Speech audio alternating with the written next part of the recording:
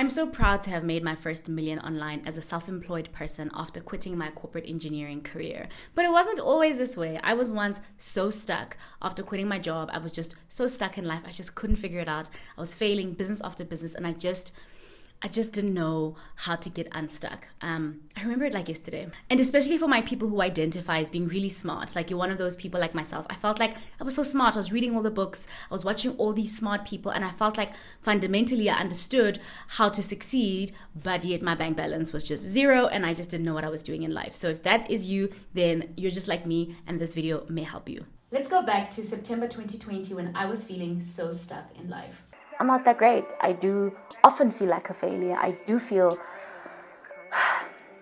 like I've wasted a lot of time and that I've made a lot of mistakes and that I wish things were different. I wish I was further along in certain things. In this video, I'm going to share how I went from being so stuck, like you can see, to where I am today, really, really happy, thriving in my business. I'm going to share what I think was the one thing that led to me really going from unstuck to where I am today. If you watched my last video, I even talked about my plan to become a multi-millionaire after making $1 million, because I feel like I get it now. In my last YouTube video, I really talked about how important it is to learn from people that are one level above you, right? And it focuses a lot on the learning because that was a big part of my journey. But there's actually two things that I think I did right really well. I think I learn really well, but I also do really well. I've managed to balance my learning and my doing. And the problem when I was so stuck was that I was learning a lot, but I wasn't doing. And that was really what broke down, is the fact that I wasn't actually taking action. And I think that is the downfall of being a really smart person. We sometimes tend to overthink everything,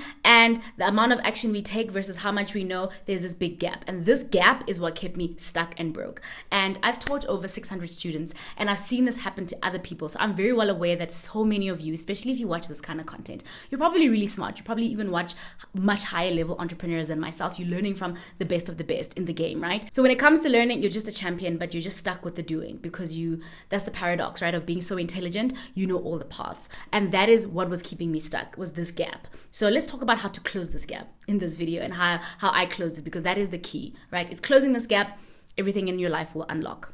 I'm going to give you an action plan, but I'll tell you what I did, right? How I closed this gap. Now, it was not easy to close. The whole time I was overthinking it, but these are some of the steps that I took that were such fundamental parts of my journey, right? So the first big step, I took 3 steps, right? So the first big step I took to close this gap was creating content and posting on my YouTube channel. Now, I had dreamed about it for years and years and years, and eventually I just got so sick of having this dream that I wasn't executing. So after watching way too many YouTube videos and reading way too many books about content strategy, I finally posted my very first video. And the key was the fact that I posted it online, publicly, as in I pressed publish. And that is something that I was afraid to do for many, many years. I created many videos that never saw the light of day, right? I'm sure you're guilty of this too. There are many things you've done. You probably just like me, you made videos, but you never post them. So the first big step I took was to actually just press publish. It does not count until it's public.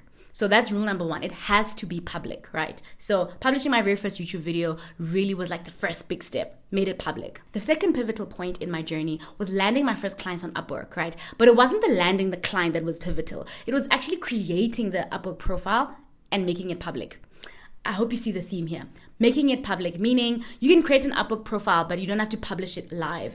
And I was so afraid to create an Upwork profile, and I know many of my students are also afraid because it feels like putting yourself out there. It feels like, oh my God, this is really happening.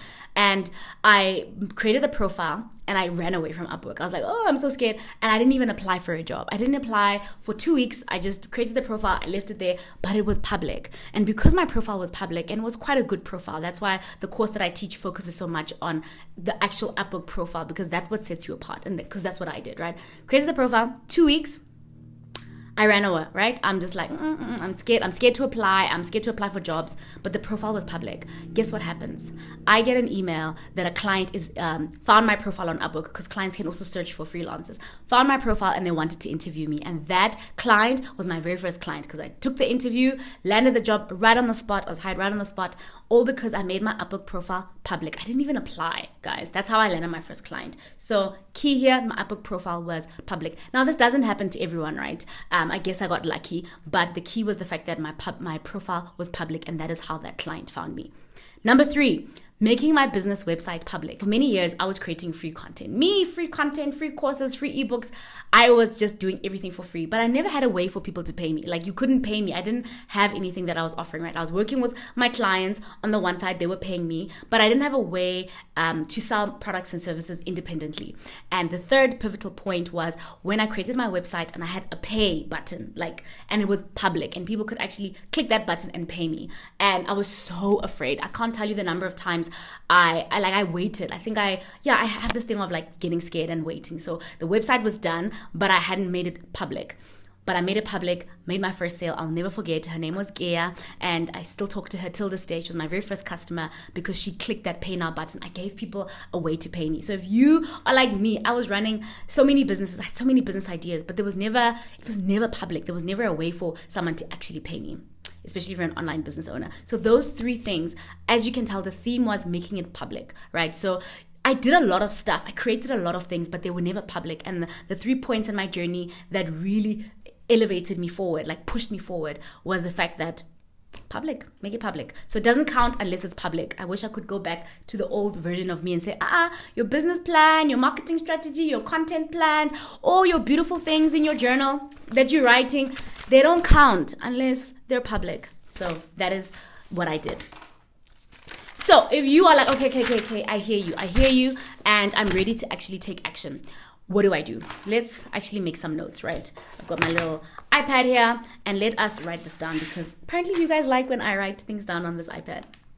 All right, so we are going to do an action plan because I think it helps, right, to know exactly what to do. So what are the things that I did? Number one, you've got to pick something. Okay, you got to just pick something. And now if you're like me, online business, freelancer, that's your thing, you're spending a lot of time trying to find the perfect niche, right? Like the perfect niche, the perfect service, the perfect business, the perfect something. And I used to do that a lot. I used to because the more content you watch, this person is saying, no, this is better. And then this person says, no, this is better. And then this person says, no, this is better. And it's just like, oh my God, which one is better? So I spend a lot of time doing that. Let me tell you something. The perfect niche does not exist. Okay? Does not exist. There's no such thing. So when I say pick something, I'm trying to say, let's erase this and say, where's my eraser? Yeah. Just erase. We're going back to say pick anything. Okay? Because it doesn't actually matter. Let me tell you why it doesn't matter. Because you're going to fail at it. It's probably not going to work out. The very first business idea, the very first thing you try, most likely won't work out. Some people get lucky and the very first thing that they try works out. But if that was you, you probably wouldn't be watching this video. You'd be rich, sitting on a yacht, chowing your money. So obviously you're struggling. So pick anything because it doesn't actually matter. There is no such thing as the perfect niche. Your goal is to launch something publicly. Okay, the goal is to publish publicly. That's all. You're not trying to actually succeed with this niche. You're not trying to make millions because you probably aren't. But you have to still believe that you might, right? But the goal is to go public. Publish publicly, and I want to write here, expect to fail. Okay? Don't be surprised if you fail. Give it your all, but expect to fail. Give it your all. So try your hardest. I'm not saying don't try, but if you're smart, you're probably going to try hard. So I don't have to tell you that. You already know how to try your hardest. Give it your all. Right. Expect to fail. Okay, number 3. I have notes here on the side because I need this video to have structure. Okay. Publish publicly. Fine. Expect to fail. And then once we fail, analyze what goes wrong. Analyze what went wrong. Okay. So step 3 is the analysis, because let me tell you something. When you watch a lot of content like this, courses, whatever, YouTube videos, a lot of people are going to tell you, this works. But when you do it, you're going to get your own insight. So you want to figure out what you could have possibly done wrong. Okay. So you'll do your own analysis and then you go back to learn more. Okay? So you might say, I think my marketing strategy was wrong, or I think that something will trip you up. Something might not work out in the business. So go back and learn more and try again. Okay? So try again, either with the same thing or a new thing. Okay? Depending on what your analysis tells you. And you're basically going to be stuck in the cycle where you learn, implement, and you just keep going backwards and forwards, right? What we're trying to do is make sure that we have 50% of both. Because if you're watching this kind of content, you most likely are the kind of person that's stuck in the learning. And we need to make these two things equal. Right, in order to go from just being smart, just learning the whole time, we need to go into actually implementing. So yeah, but as you implement, obviously you'll make mistakes, you'll need to go back to the drawing board, learn, but keep going. Just be stuck in the cycle of learning and implementing, learning and implementing.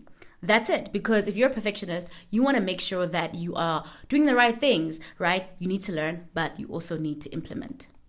Implementation, right? And let me just write here. My biggest identity shift. Biggest identity shift. You guys are gonna get used to this handwriting of mine. I hope it's fine. The biggest identity shift you've got to go from is going from being someone who's smart. So your old identity is that you are smart, you are clever, you're a perfectionist. Okay, those things will never go away. They're obviously inherently who you are. But the new identity shift you've got to have is the identity of I do things. Okay, I execute publicly. Publicly. What else? You've got to become the person that I get things done. I get things done. And a big one, I finish what I start. I finish what I start. So if you're going to start a YouTube channel, you're going to say, I'm going to make 10 videos. Okay, make 10. Let's just do this on a new page. Example, right? If you want to create YouTube content, right? When I created my YouTube channel, I said I will make 10 YouTube videos. That's how I started. I said I will make 10 videos. I planned them. I knew every single video, and then I filmed them one by one, and I posted them. Post publicly. All 10. And I'm not giving up, and I'm not stopping until this is accomplished.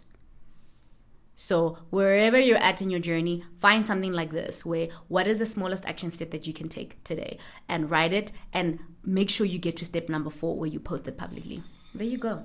Okay. Once you shift your identity from being smart and whatever to actually being someone who does things in life, you will now have an equal match of learning and doing. And I promise you, you will make your first $1 or your first $1,000,000 or your first whatever you're trying to do in this life. You will, trust me, you will. And I wish I could go back to the 2020 version of myself and tell her, hang in there, stop watching so many videos and actually post something publicly. Publish a business, whatever it is, make it public. All right, I wish you all the best of luck, and I'll see you in the next one.